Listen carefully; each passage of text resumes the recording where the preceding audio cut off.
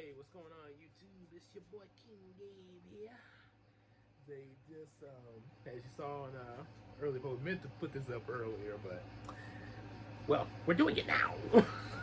as a certain someone said in one of the critics' film, well, I'm saying it now.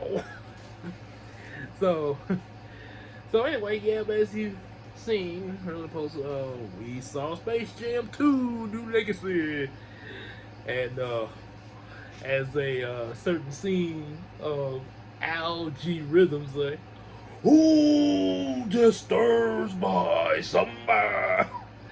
Well, it was a different dialogue, but it kind of made me think of the Cave of Wonder. And all that, like, ha, gotcha. You just didn't look on your face. See, I'm not so bad. Yeah, yeah, it was a really good movie. That was a good movie though, and which I kind of was, I ain't gonna lie. After reading the novel, that I'm still, continuing with the live streams and stuff. Saturday and Sunday, by the way. I kind of saw that. Okay, yeah, it's gonna be pretty. This is gonna be pretty good. Because I did the same thing when the live action Aladdin was advertised. I ran across I really wasn't looking for it, but I ran across a novel of the live action Aladdin and was like, okay, I'll check this out. And that made me more pumped to go see the live action Aladdin movie. I know I'm going to be in the minority with some people on that, but I don't care. I like it. So, as with Space Jam 2, oh boy, where to begin with the awesomeness of that? Oh boy, I think I mentioned this at some point before, but from the clips and trailers, they made this. Oh, and by the way, just a little warning, which you probably figured this out clicking on this video. Spoilers. So yeah, I don't want to get, if y'all still late going to see it and don't want to be spoiled, give y'all time to go check it out.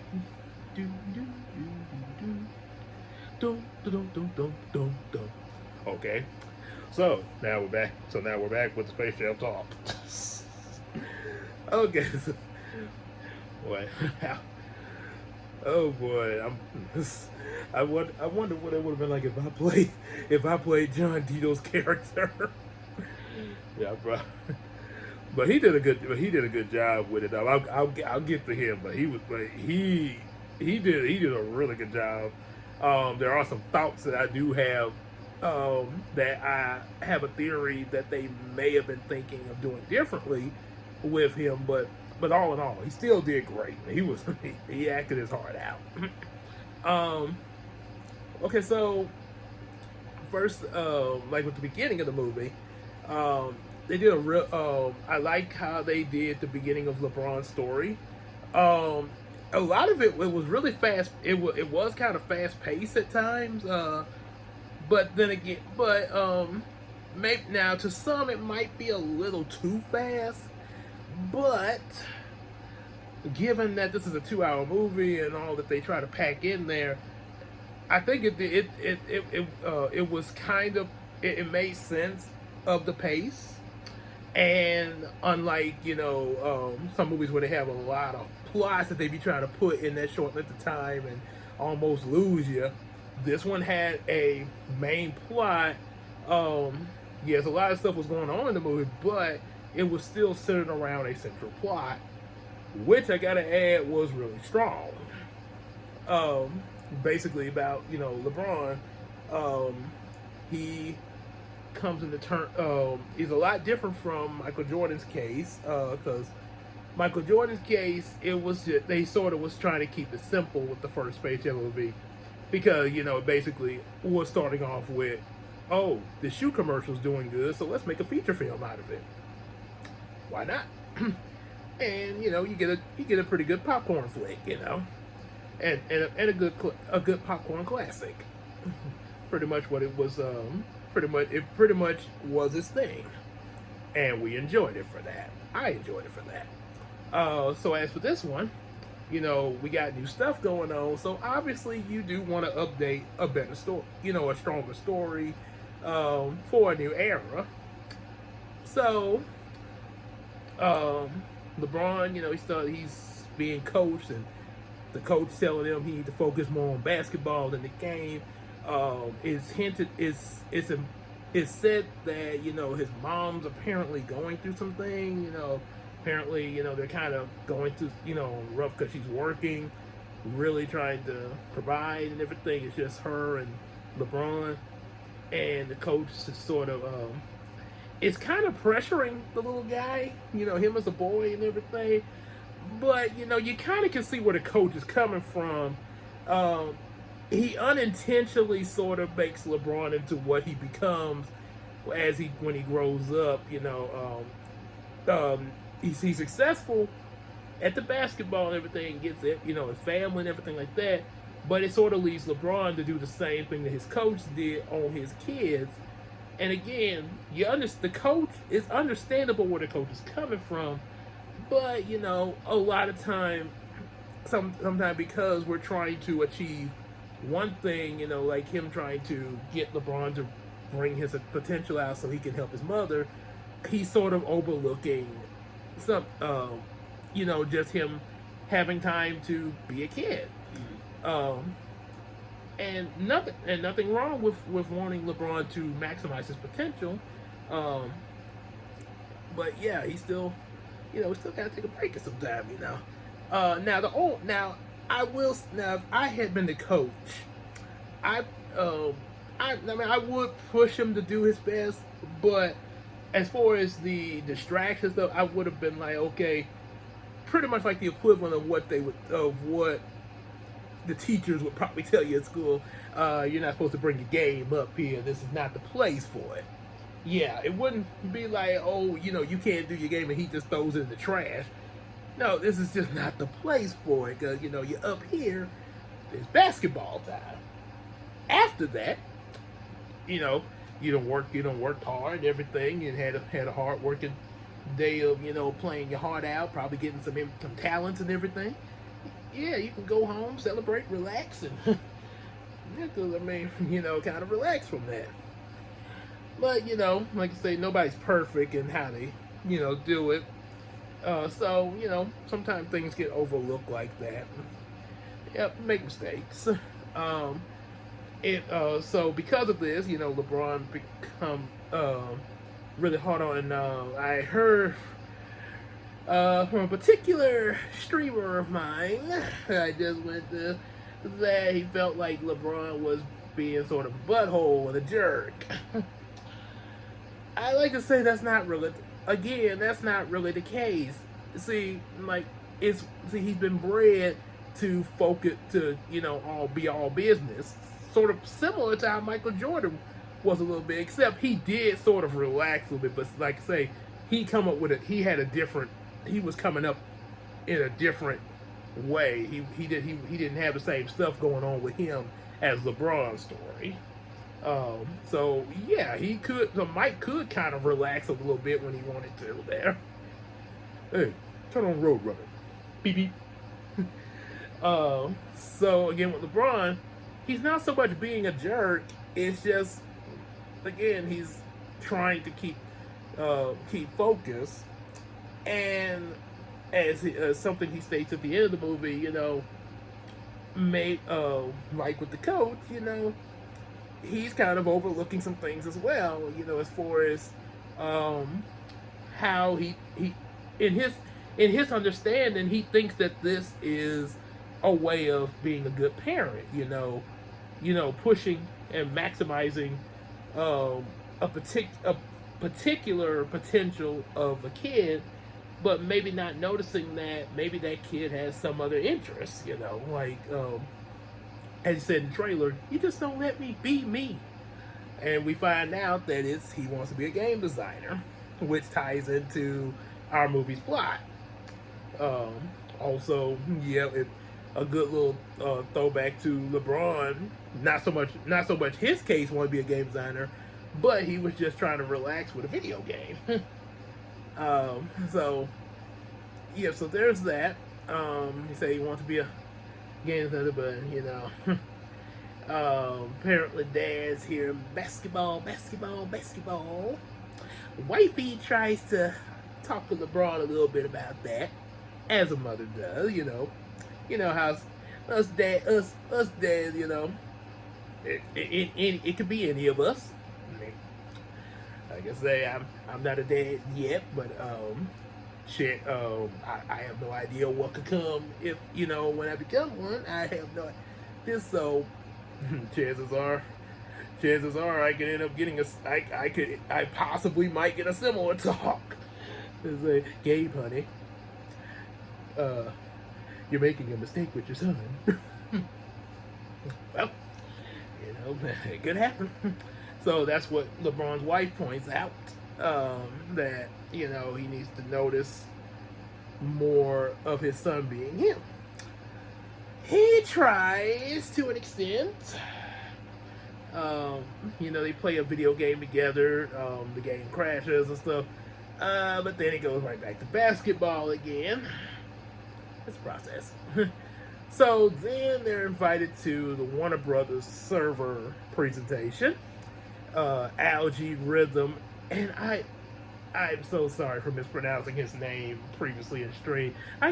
Every time I read his name in the novel, I kept saying AIG Rhythm. It's Algae Rhythm.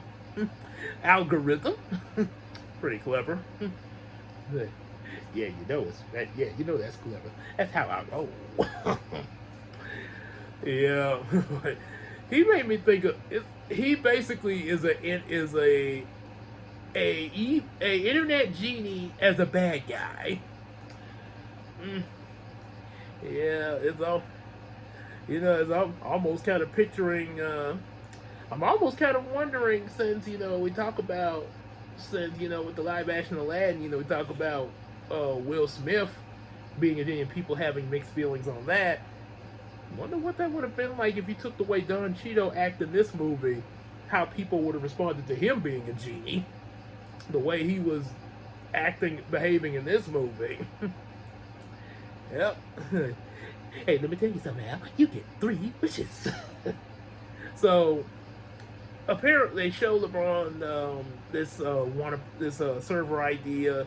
They want to put him in movies and stuff where pretty much CGI him in movies, sort of like what Jim Sterling said in an episode of DuckTales. He's like, so we're shooting the Darkwing scenes last. Of course, I'll be put in with CGI. You're not playing Darkwing Duck. He is. Yeah, pretty much. So, but LeBron's not interested. And he's like, dude, I'm a basketball player, and this type of stuff don't ever go together. I just focus on my game. Sounds like a callback to the first movie. Like, I guess this was like a reference to what critics have said about Michael Jordan's performance. People like him and Shaq, acting in basketball players acting in movies, and not, to the eyes of critics, not seeming like they're doing too good with acting there. It's almost like LeBron's going like, I'm not gonna do this. So then his son is interested in it, and it leads to an argument with him and his son about the camp that he wants to go to, the game designer camp. He runs off, of course, and that leads him to getting to the secret room where Algae Rhythm is waiting. Welcome, King Bron, to the Serververse. Basically, the digital world for Space Jam. Yeah, except since this isn't the actual Digimon universe, we're not going to see the Digidestin or the Tamers or anything like that. But yes, but pretty much the digital world. Come on in. So they're in there. He's doing, Algae Rhythm doing his thing. Oh my god, he did some good. He did Don Cheadle.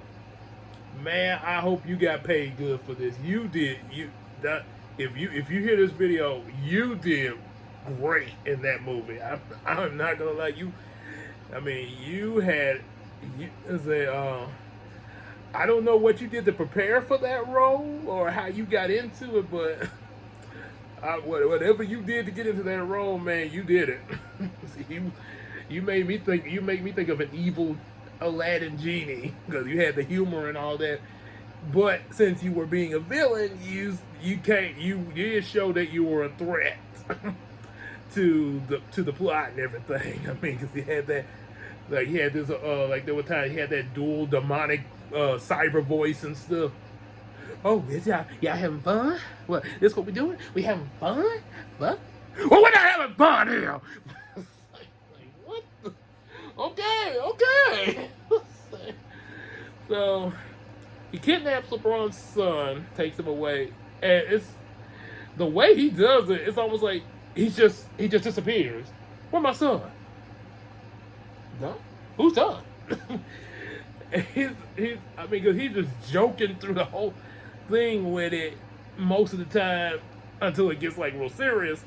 So then he says, "Okay, let's play some basketball. And you win, you get your son back. You lose, you stay here with me and play basketball for all eternity. After all, you didn't want to do movies. You wanted to focus on your game. So you better get out there and look for your team. Send them to the rejects." And there goes LeBron. I will also say, LeBron, and some people say that LeBron didn't seem like he was doing too good of a job with his act. I gotta disagree. LeBron, for the most part, seemed like he was, he was invested with this there, especially the animated, the animated part and the last climax of it,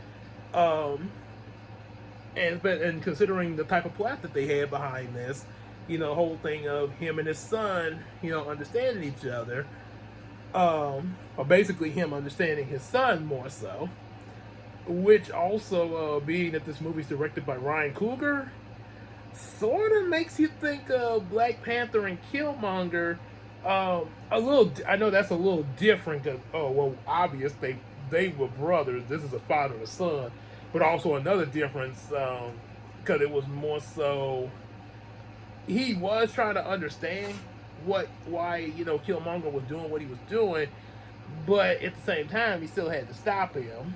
And then we all know what the ending led to in Black Panther there. Kind of makes me wonder what would have happened. We saw that Michael B. Jordan cameo. Since the director was Ryan Coogler, I wonder if he had the thought of having Michael B. Jordan be Al-G Rhythm at first before they got done Cheeto, and maybe he wasn't, I can't really, commit to that there, but so they got done Cheeto and maybe got him to just do that cameo he did for the Michael Jordan joke. Yeah, so yeah, I think he was their first option for Al-G Rhythm, Michael B. Jordan, and then Don Cheeto was the second option there. Yeah, but either way, it still worked out though. So yeah, it turns out LeBron's has to get his son back. Bugs is all alone in Toon World. That was actually a surprising plot to me that he was alone in Toon World, but it made a lot of sense of why they went around to all those different worlds with his different Toon buddies in those worlds. So yeah, that made a really good reason to have all those different visits and stuff. DC with Daffy Duck and Super Duck, and had Porky Pig with him. The Matrix, what about the Wonder Woman thing? Austin Powers, Mad Max. Some people on YouTube said that Wile E. Coyote felt at home in Mad Max, like that was his calling. Taz was being experimented on by Rick and Morty. I have no idea on that one. And then they got the others joining. Lola was training with Wonder Woman, which was actually a pretty interesting thing to see. Amazon rabbit. So you get all, and then of course this line, "Go Lola, go play the game of the baskets with the to rescue the son of the Brawn." Okay, like actually that was kind of humorous, and at the same time, like Wonder Woman. Okay, maybe you're not too familiar with the different basketball players. Sort of like how I'm not really up there with something like football or something like that. I'm not really big on that, so I probably wouldn't know a lot of the football players. Or keep up with it because that's not really what I'm into. But I know about football, though. I know what it is. And Diana, you seriously telling me that maybe she does, but yeah, you think if she did, she would actually just say basketball, maybe. But then again, maybe she knows what it is and then she just called it that. But yeah, it kind of make me wonder though about that. So yeah, this brings forth kind of and yeah, they were still this kind of brought forth people saying a certain someone of mine saying like, oh, LeBron's being a jerk. Because then you got the scene after all the Looney Tunes together as they're being gathered, and like Bugs, I feel like I have to be really literal with you. Bugs, what kind of team is this? Yeah, but again, you gotta see where the guy's coming from. And in this part of the movie, his son's been kidnapped. He's trying to get him back, and there's the whole thing of, I don't get him back, both me and him gonna be stuck in this computer for the rest of our lives. And who know? And as far as he know, who knows what this algorithm could do while they're stuck there? So, yeah, in his case, he's not taking chances on this type of thing because, like I say, it's his son. So of course he's gonna be really firm on this case, especially with this. He was nice to Bug though, because when he first saw him, he's like, Bugs, bring it here, man. Look, I need your help, man. So he wasn't trying to be mean to Bugs there, but he just trying to get to the point, And then of course the Loonies see this, because at first there was a moment where Bugs got mad at LeBron being so strict on him. And so he was telling them, we got to do the fundamentals of basketball and not the Looney thing. In a way, we did kind of get something like, I think we got something like this in the first, well, no, it was a little different in the first Space Jam. The first Space Jam, yeah, it was just a matter of having confidence to face these monsters. And when, they came up with the secret stuff, Michael's secret stuff, then, they believe, oh yeah, we got the secret stuff, we can do it now. And, doing all the Looney stuff because their confidence was there then. But, without their confidence, when you lose your confidence, you forget some things that you really can't do sometimes. And in this case, it was the matter of Bugs was trying to help LeBron realize kind of what his wife was trying to get him to realize with his son from the beginning of having fun. Okay, yeah, you've worked hard for what you got, and look, you got what you got now. Why not sit back and enjoy? Sit back and enjoy it a little bit. Have fun with your son and play a video game. Yep. So it was kind of that going on, and so when algorithm shows up and the clock runs out, it's like, now the Toons see what, how serious this is, his son up there, and the fact that not only LeBron would be trapped in the Surferverse, but all these people that he's digitizing in here for the stream of this game and everything. So, and then on top of that, he's like, oh, and first thing on top of that, Daffy's like, he's like, oh, what? He's like, oh, well, that's not a big deal. I mean, at least we won't be alone. Oh, and also, by the way, if he loses, not only will y'all be stuck here, but the tunes will be deleted. You had to open your big Daffy. I deserve that. Yeah, so yeah, so the tunes being deleted was kind of brought in during the climate, that information there, which was why, you know, a lot of them were all as chill as they were about the situation up until now, which is understandable because, you know, yes, they were ticked with Al, well, mostly Bugs, because, you know, he separated all his friends and stuff. But yeah, now we see, okay, this guy could delete us, we lose a basketball game. Pretty much like how in Yu-Gi-Oh!, a children's card game becomes a shadow game where you lose your soul if you lose the duel. In this case, you get deleted if you lose a basketball game. Almost makes you wonder why he didn't make this an anime. So anyway, so yeah, there's that, and of course, with the Goon Squad, he's because this was not shown in any of the trailers, which is good. This was a good twist.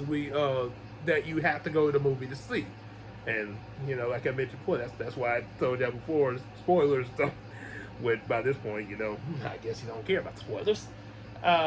So he made LeBron's son upgraded into leading this Goon Squad. However, LeBron's son, Don is his name. He's just thinking, you know, they just playing a basketball game, and as Mr. Rhythm told him, hey, you want your father to notice you? You gotta beat him at his game. Get him to pay attention to you. Come on, upgrade yourself. So, yep, he agrees with that, and that's when we get our big basketball battle game. And whereas, like with the first movie, you had the monsters being cartoons like the Looney Tunes, but they had some different antics than the tunes did. In this case, you're in cyberspace, so you do have the tune antics, but you also have video game antics, which really coincides pretty well with the tune antics. But here's the thing: the first part of the first quarters of the game, they don't do so well because they try to do the fundamentals, you know, play like the way you play a regular basketball game. But see, you can't do that when you're in a video game with power-ups and stuff like that. The video game logics don't work that way. So now, so this is when during the intermission, the halftime. This is when it all comes full circle revelation to LeBron. Have fun. Be yourself. Let me be me.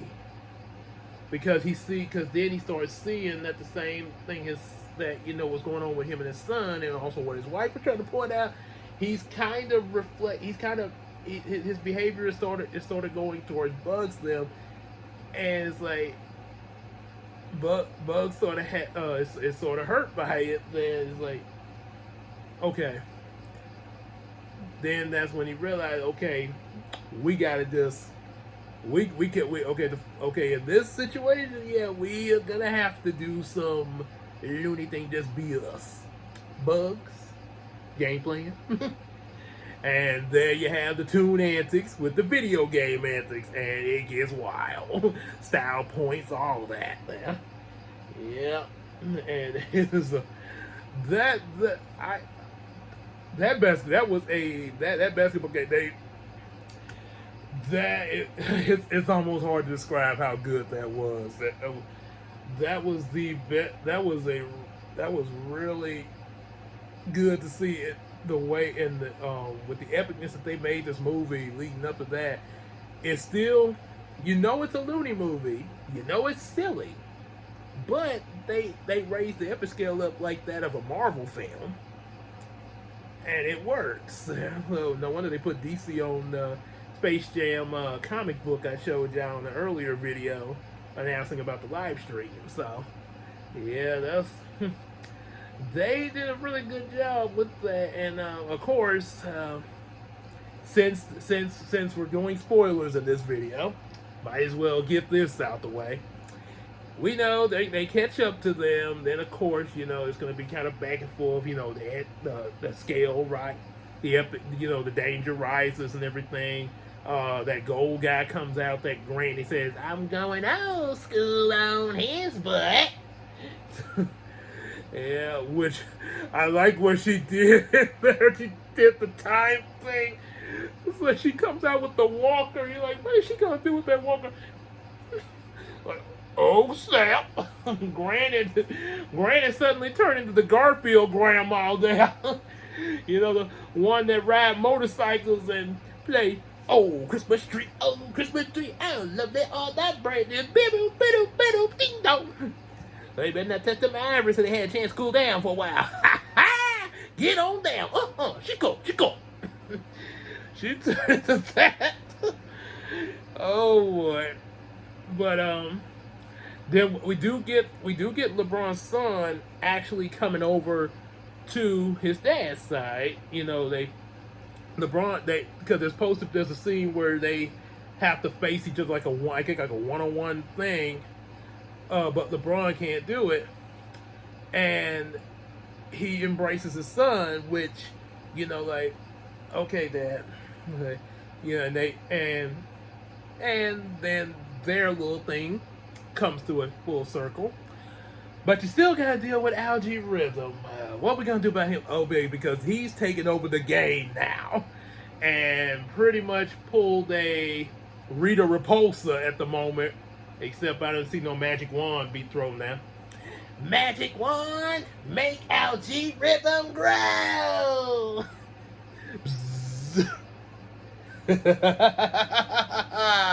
What y'all gonna do now, suckers? So, yeah, there's that. Also, the thing of LeBron and his son, you know, having the heart-to-heart. Sort of makes me think of what we just looked at in the previous Yu-Gi-Oh episode. We just looked at of Mokuba and Seto Kaiba and his brother Mokuba having a heart-to-heart when you're trying to get him away from Noah and help Mokuba realize, you know, the brotherly bond that they have. Yep. So in this case, a fatherly son bond. So yeah, that's the final thing against AIG Rhythm. And boy, he turns up the notch. So they have to do something really, because he's even doing what's called cheat points. Cheat code. So they got to do something really drastic to make this like final epic shot. It's supposed to be this step thing that LeBron did at the very beginning of the movie that he was teaching his son when they were practicing in the beginning of the movie. Step to step. I have to check a look. I just thought, well, but it's a step thing. The thing is, Dom worked it into the game, but the thing was, it crashed on him when he did it. So he warns his dad, you know, okay, yes, that could help, but the only problem is, if we do it, the one that does it gets deleted, just like my system when it crashed. Sorta. Which there's another thing from Yu-Gi-Oh that makes me reminds me of when they were trying when Yugi and his friends were dressed as duel monster, were trapped in their favorite duel monster cards, and they were at the mercy of the man-eater bug. It's like, there's one way we can beat him. The trap card Big Yugi laid down, the Horn of Heaven. But if we activate it, we have to sacrifice one of us. One of us has to be sacrificed. One of us? Yeah, so sort of similar to that. So they decide they're not going to do it because they don't want any of them to die. But Bugs takes that ball and they're like, Bugs, what are you doing? Step, step, step. And they end up winning the game. ALG Rhythm is turned into a poster cutout. And pretty pissed off about that. His goon squad disappears. Everybody returns to the real world. And then you have this scene of Bugs dying. And we're all together again. That's all, folks. And ascends into the sky. Oh yeah, so you think that's gonna be the ending? You know, LeBron's him and his son are on even terms, and I guess we're not gonna have no more Bugs. You know, all the tunes are probably having his funeral, but 4 weeks later, What's up, Doc? he's in the real world with the other tunes. And so that's how your movie, you have a montage of them in the real world, sort of similar to Looney Tunes Back in Action, which further proves my theory of them all being in continuity with each other because, you know, at the end of Back in Action, it was a movie within a movie. So the same thing could be with both of the Space Jam films. However, the explanation that I think of, now there's probably other theories on there, but what I think of the ending, Bugs still being alive and they're in the real world. Well, in the movie, well, there's two things. Remember Don mentioned that when his system crashed, he got it back, but it was because of AIG Rhythm. Upgrading his game, well, in his way, but that was how he got his character back. I like to think that maybe there was something like some leftover bits of that programming that maybe AIG Rhythm used, even though he's dead and defeated. Maybe some bits of his programming left over brought Bugs back. You know, after maybe it just took a while, maybe reassemble Bugs' data, and now he's in the real world with the tunes, sort of like the equivalent of the Digimon. Oh boy, now they're gonna do a Looney Tune Digimon. I want somebody's gonna make a fan fiction of that.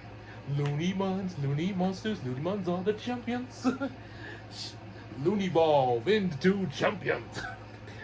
But just imagine somebody actually write this. Okay. Bugs Bunny Digivolve too. Oh boy. Maybe I'm getting a little ahead of myself. But anyway, but yeah, maybe that was the cause of why Bugs them came back. Well, Bugs came back and then all the other tunes all the way becoming the real one because maybe bits of AIG Rhythm's programming brought them back after his defeat. Which is also kind of similar to a Nutty Professor 2 logic. We definitely gotta react to that movie soon. But that the Nutty Professor 2 logic when Buddy Love died in the movie. They gave him that U formula, and all of a sudden it's like, oh Sherman, oh no. Well, you know what he said. I'm trying to keep his G here, since we're talking about Space Jam.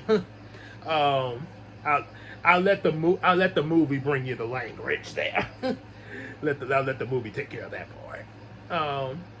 But he turned into a little baby and then turned into goop that was going all over the city.